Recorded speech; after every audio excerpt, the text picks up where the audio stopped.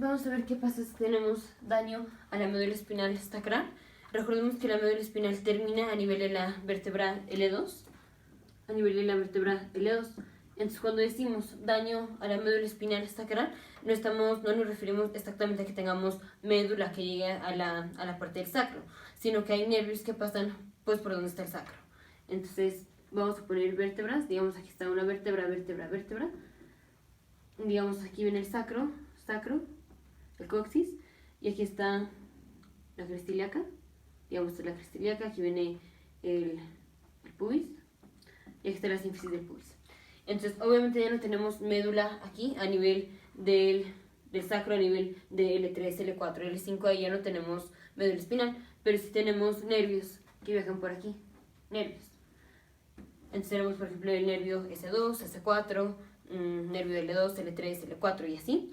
Y en el video anterior vimos el reflejo de defecar y dijimos para hacer la relajación del esfínter anal interno, para relajar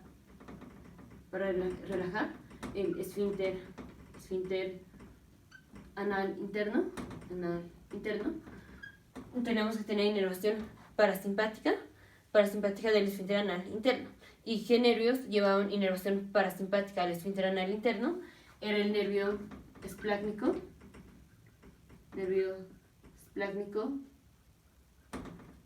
pélvico.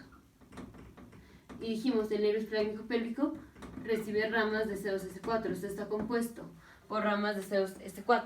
Digamos que, por ejemplo, digamos, este es S2, digamos, este es S4.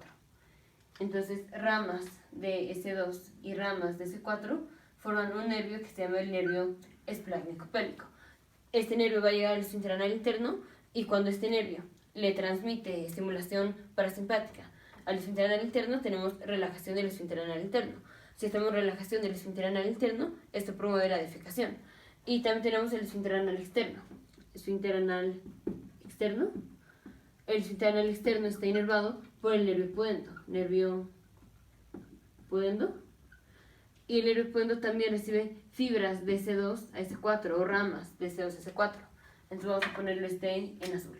Aquí igual una rama de S2, una rama de S4 y forman el nervio pudendo.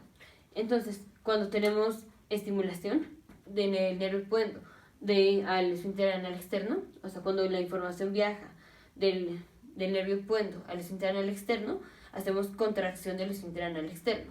Y esto impide la defecación. Entonces, vamos a poner aquí estimulación del nervio pudendo, le voy a poner así flechita, estimulación del nervio pudendo, esto impide la defecación, mientras que aquí estimulación del nervio esplácnico pélvico, esto promueve la defecación. Todo eso fue lo que vimos en el video anterior.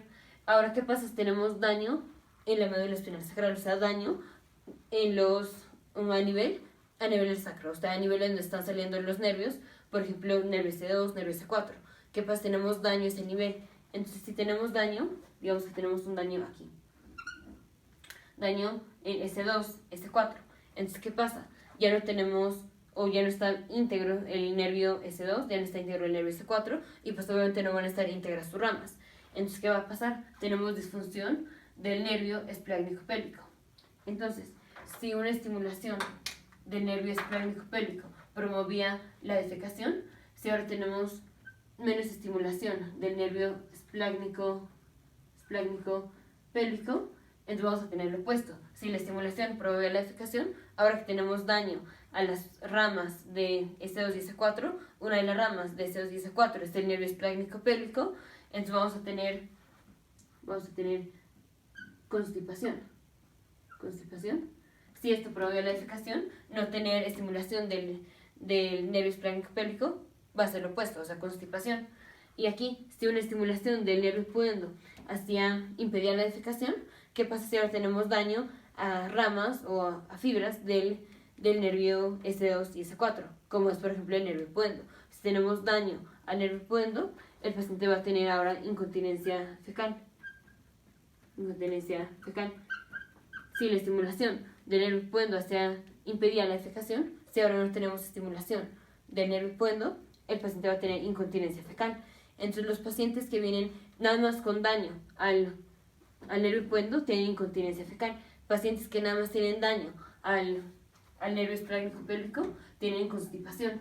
Pero pacientes que tienen daño a las raíces de S2 y S4, o sea, de S2 y S4, raíces de S2 y S4 contribuyen tanto al nervio esplácnico pélvico como al nervio hipoendo. Entonces va a ser un paciente que por un lado tiene constipación y por otro lado tiene incontinencia fecal. Entonces se va a presentar, a veces tiene constipación, a veces tiene incontinencia fecal.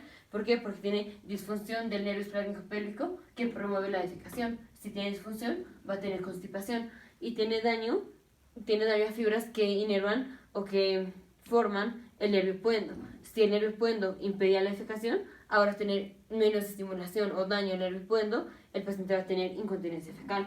Y así se presentan los pacientes. Ya sea que el paciente se dañó las raíces de C2, C4 porque se cayó en la motocicleta o por cualquier cosa, daño a la parte sacral de la médula espinal o en donde salen nervios sacrales como C2, C4, el paciente viene con episodios de constipación y episodios de incontinencia fecal. Nos vemos en el siguiente video.